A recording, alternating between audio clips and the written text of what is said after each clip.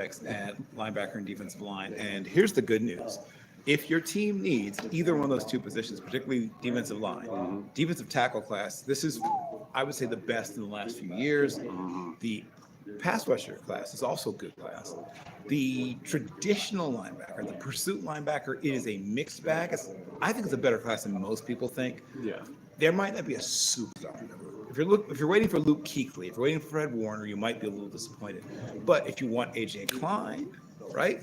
If you're looking for Drew Tranquil, you are in luck. You're looking for a guy who could possibly develop into a Zach Bond, maybe? Yes, there you go. Certainly we'll have to wait. Right, but that kind of player is in this class. Yeah. So I'm going to pick up. You were talking about some of the players that have made a good impression on you, or that you thought might be of interest. And tell me about those players. Some other ones that I was talking to was David Walker out of Central Arkansas. Very undersized, but very, very powerful in his approach. Great leverage, but also very natural leverage. He just came in at like 6 foot, maybe flat, 267 pounds. But he brings a lot of oomph in his pads. Good bull rush. Yep. Very, very interesting. Great production, of course. He dominated small school competition, which is what you have to do. You have to. Coming from Central Arkansas, have to. Yep. But he also had some pretty impressive reps back in the Senior Bowl that we saw in Mobile, Alabama. So he might be able to handle with the next level up. But he's certainly has some of his work cut out for him, but he is looking very, very interesting in terms of his drills. He draws comparisons to people like Trent Cole, Brandon Graham, and of course Daryl Tapp. Those shorter, and of course I guess you can go back to Elvis Dumervil. Those shorter and more power-based. Though he's got some movement skills, but I like the pop in his hands. I like the fact he has he doesn't have a million moves. He has 2 or 3 really good ones. Exactly, and that's all you really need. You don't need a handful of them just absolutely master. You can be a very, very tough threat, especially with some nice counters thrown in as well, just to make sure that you have a well-rounded pass rush plan. You don't have to win with the first move, but you better win at least with the second one. Right, 100%. Other things that I think should be considered in this class. So while you might not have that single, is Von Miller, right, where all the boxes are right, or Myles Garrett, where the boxes are like double checked and starred, right, because those players, once again, those are every 10, 15, 20-year type players. You aren't going to get hard to redefine the word, my friend. So there are people who they're describing as generational who are available every year, every other year. But yes, those kinds of players, a player who all you have to do is basically open up the box and boom, you've got greatness. At certain positions, those players are not easy to find. I do like if you are able to develop. You mentioned Zach Bond. That's a great example of a player that some teams didn't know what to do with. Not every player is right there, immediately available as great. Some of them become great over time. So let's walk through some other players that you got a chance to sort of examine and that you thought were of interest. I also really enjoyed Ashton Gillette out of Louisville. Very, very nice, very, very informative, well-spoken guy. He had a very good head on his shoulders. He walked through his entire pass rush plan, what he does every single week in terms of how to game prep, film, and everything, and like going through what type of matchups he's looking for, what kind of counters, what step-by-step he was looking to do, and how he counters certain guys. So it was very detailed for a very good question that one of my associates asked him, and I was very impressed by it. He brings in a lot of oomph under his pads as well. Very interesting guy. He might not have quite the same level of burst that some of these other freakier athletes would bring, but he can be a really solid role player that I think can really carve out a steady role for a lot of teams. Yep. So my friend and the person who runs NEC Media, of course, is a Raiders fan, formerly Oakland, now Las Vegas Raiders. They're another team that, like the Colts, can use, except tight end, at least not early. They could probably pick up a tight end at some point. But a lot of the same positions just talked about. Obviously, people are projecting them as one of the possible trade-up teams to try to get a quarterback. And then almost any other position you can name, there's at least some interest or need. They could use both tackles and guards. They could use a wide receiver. They could use, like I said, they're pretty set at tight end. They have one truly great pass rusher. And of course, where'd they find him, right? Not first round, not second round, not like, so I would like to point out to people that it's not a one-round exercise. Unfortunately, people have a tendency to think, oh, if you don't take such and such early, then you're not getting a good player. Great players are found in every round of the draft. Yeah. So Now, you can't assume that every single player that you get in every single round is going to be great. Sure. But at the same time, there's going to be opportunities for guys, depending on their landing spot, depending on how they work, they can develop into some of these great players from anywhere. there's talent. Well, it's two things: talent and situation, right? Mm-hmm. Now, you can't control what the talent does or does not become, but you can control the situation to some extent. And one of the ways to control the situation is by drafting good players.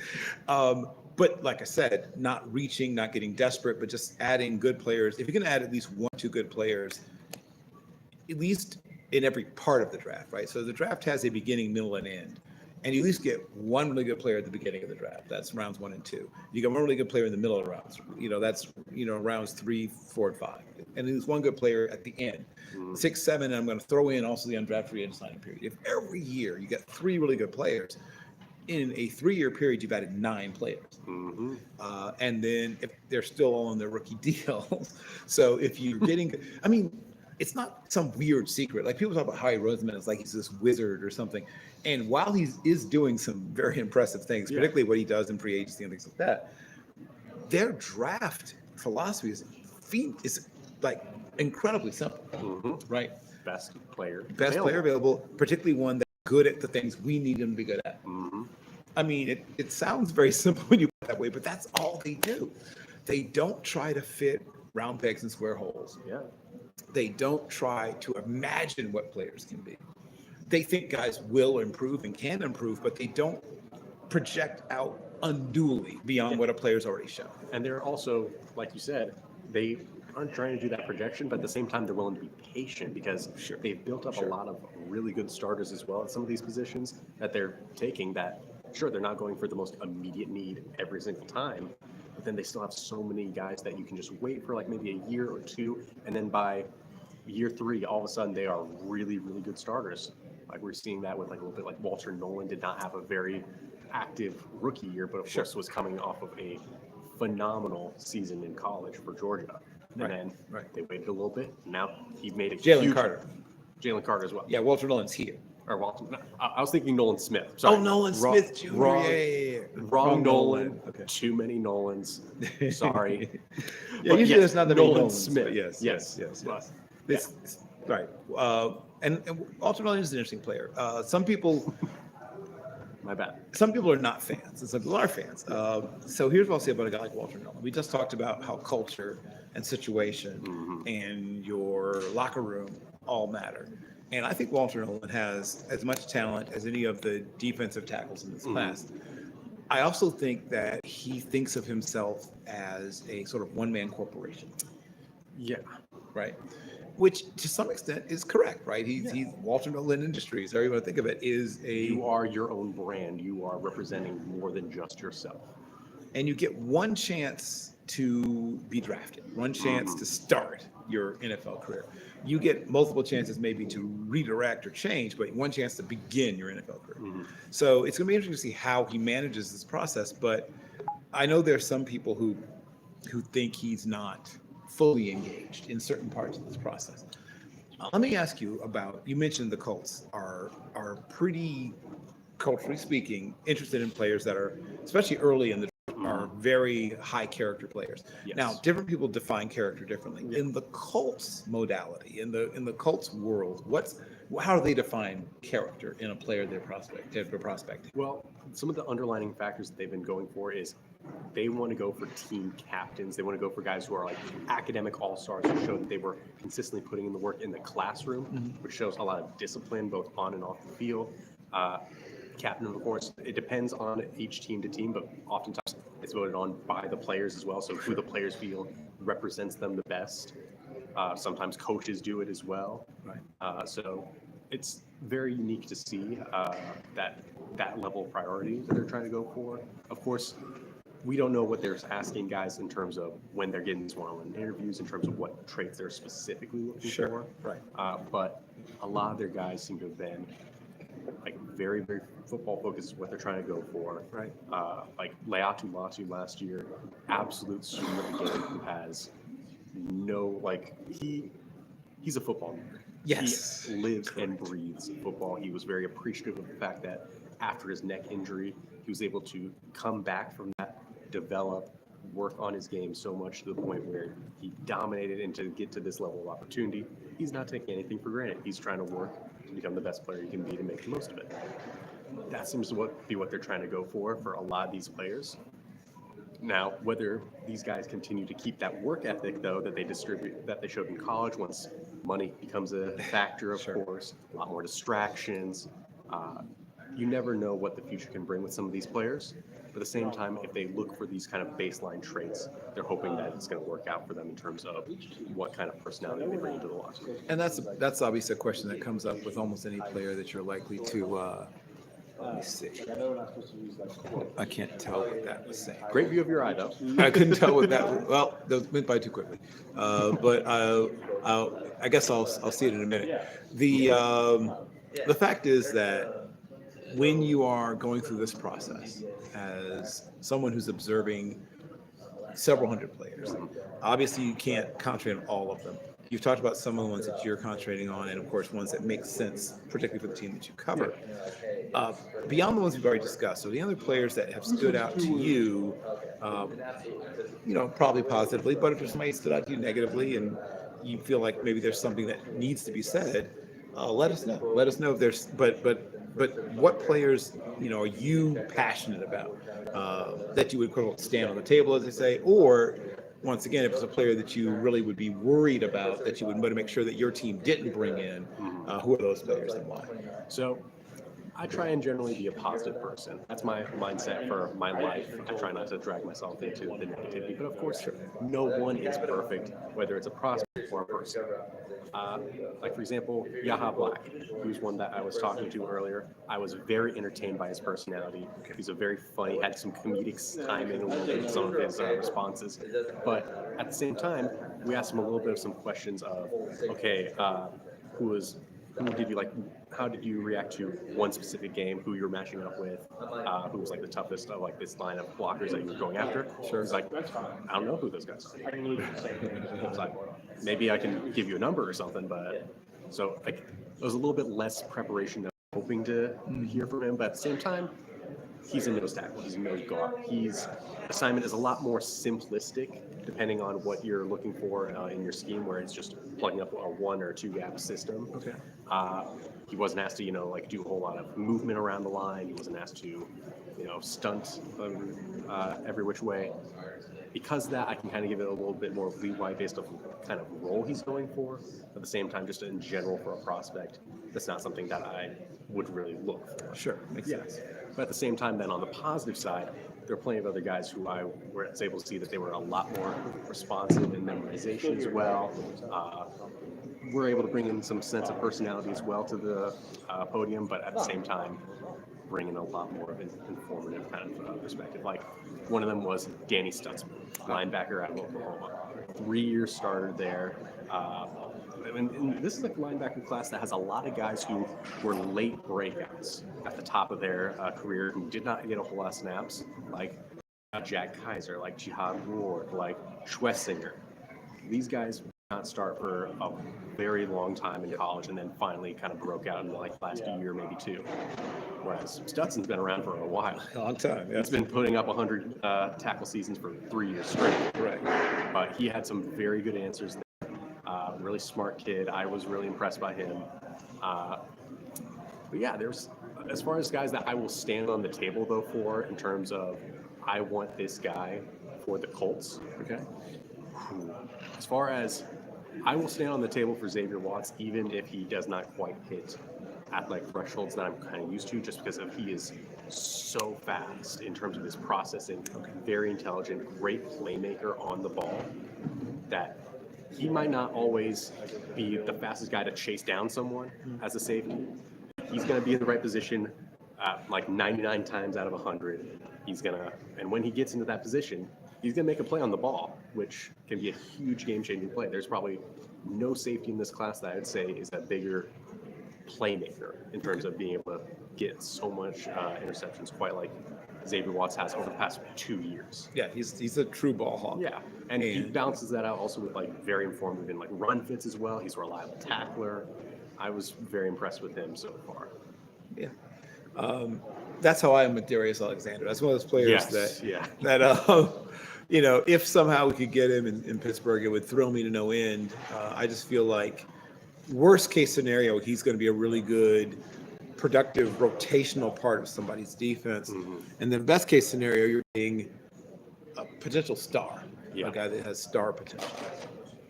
Yeah, Darius Alexander, he is a local guy from Indianapolis. Well, actually, no, Fort Wayne, Indiana. Right. But yeah, he had a very nice journey going from there to Toledo. He stands on business about MAC football that it is not as big of a drop off as what you would like kind of assume. Right. That has been kind of stereotyped. He was a very, very good, had some nice responses. He's very appreciative of where he's at right now. The athletic tools are there, absolutely. He has definitely developed over time, and he's one of the older prospects of this class. He's going to be probably 29-ish when he ends his rookie contract. Right. But at the same time, you're going to get a pretty instant contributor right there. I feel very good about Darius Alexander for you guys. Yeah. Any other guys that are on your sort of favorites list that you want to mention, especially guys you got a chance to talk to? Got to talk to Schwessinger as well. He might not have that same level of experience as a Stutzman, but he was on it. I have been very impressed in terms of his intellect, his ability to just read and react very quickly. He has great coverage instincts, very quick hips that I saw on tape. I was really impressed for him. Some other guys that I really, really enjoy. Princely Manielli, he had a lot of really interesting reps, but at the same time, I don't know if I'd probably say I'd stand on him too much just because there was a lot of inconsistency on his tape at times. But I'm very intrigued by the profile right there. And if you're willing to look for a guy who does not have the level of production that you might be looking for, but has insane athleticism that you want to take a shot on, Shamar. Oh, yes. Shamar is going to test insanely well tomorrow. If he does not get a very dark green RAS score, we would all be shocked. Yeah. And for those who are not familiar with my friend Kentley Platt, aka @MathBomb on X, he is the father, the progenitor of the relative athletic scoring system. And I always joke around with Jay and anyone else who's a Colts fan that the Colts, probably have like a premium subscription to Kentley Platt's work, because that team is the rassiest of all the teams in the NFL. They clearly want those players who have that high relative athletic scoring. And so when you look at a player like both like Princely and then you mentioned Shamar, what are the things about guys like that attract someone like Chris Ballard? Well, he loves a great first step. You have to be very quick. So the 10-yard split for the 40-yard dash is so important, especially for edge rushers as well. He loves great broad jump. That is essential for pretty much all of his positions that he's been taking. Like, he has more picks in the 90 percentile of broad jump for their positions than he does underneath it. By a huge amount. He loves explosive athletes, long-limbed athletes as well at a lot of different positions. He loves a good wingspan, especially on the defense. But of course, we will see if that changes though with Lou Anaromo, because, for example, Anaromo, he did not care about arm length for linebackers at Cincinnati. He had some shorter arm guys over there. Right. He's willing to go for still some really great athletes. Just doesn't care about the length as much as that. So we'll see how the prototypes kind of change with that new changing coordinator. But long, freaky, very athletic in terms of explosiveness, very quick speed. Shuttle also can be very important as well, especially for trench play. He loved Tanner Bortolini was a very fast riser from the combine for the Colts because he did an amazing job in the 3-cone and shuttle drills. He performed at a level that there's a very low miss rate for interior offensive line if you test that like that. And so Ballard was willing to take the shot in the fourth, and he's still in the Colts. Yeah, and once again, a guy, I think the arrow pointed up, I think his best football is still ahead of him. Yeah, I agree, and I think there'll be, between guys like Jackson Slater and Gray Zabel, I think there'll be somebody who runs a really great short shuttle and 3-cone out of that group. Before we close out, is there any other player that like you harbor an interest in, whether it's a Colts target or not, that you want to make sure that you mention just because it's a player you really have strong feelings will be successful? Well, I would say probably one of those guys that I really love is Trey Amos, cornerback out of Ole Miss. And a longer guy. He is a longer guy. It's another one of those Colts targets as well. I know it's hard for me to break that habit of going after the Colts guys. It's just my day-to-day job in terms of that. So, Sure. But Amos, if you're looking for that press man or man-ish coverage, you're looking for someone who just beats up on some of these wide receivers. Yep.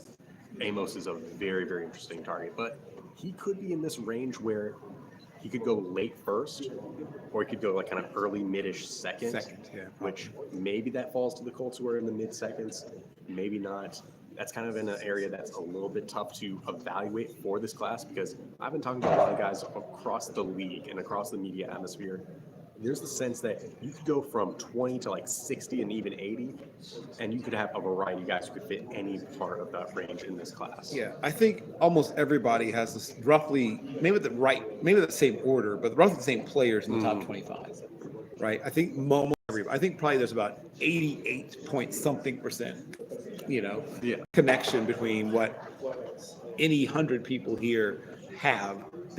They may not all be in the same player order, but they're probably almost all the same players. Then it probably gets to be more like 70% once you get into that 25 to 40 range. And then, as you said, especially like 40 to 100, yeah, probably 50 something percent coherence is like who we see there. Yeah. And of course, that's why we have a combine. It helps to clarify who some of those players 25 to 40 and 40 to 100 will be, because you mentioned Trey Amos. If Trey Amos runs 4.34, then you're right. He's definitely a first rounder. He's going to be a potential 14 pick right there. Right. If Trey Amos runs 4.52, he's there for you in the second and maybe even makes it to the early third.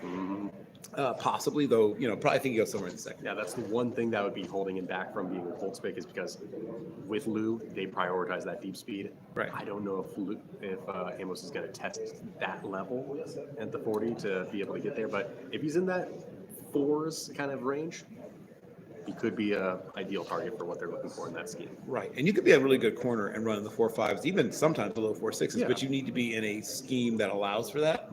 And teams where you play, and the Colts are going to be 20-25% man, pure man, and then in a lot of match zones, a lot of those other percentage of the snaps. And what that means is that you have to be able to not only run in fact the straight line, but you have to turn and redirect and then run, right? So once again, we talk about 3 shuttle and in the short shuttle and the 3-cone, and even watching some of those man and zone drills that you do where you just flip your hips and run.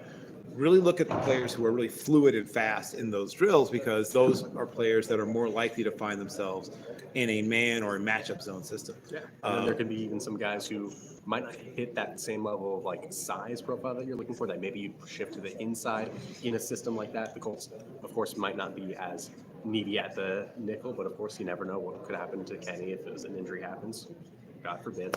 But then you get someone like maybe a uptown stout even. He is the guys who are so small but play way bigger. They're very physical, great hip flips, very, very just sticky. Yeah, he's a smaller but a high octane player. He brings so much energy. He brings a lot to the party. Especially if you have a name like Uptown Stout. But once again, I'm sure if he ends up here, like all the local pubs will be, have it on tap. You'll be able to get yourself an Uptown I'm Stout. surprised it isn't a beer already.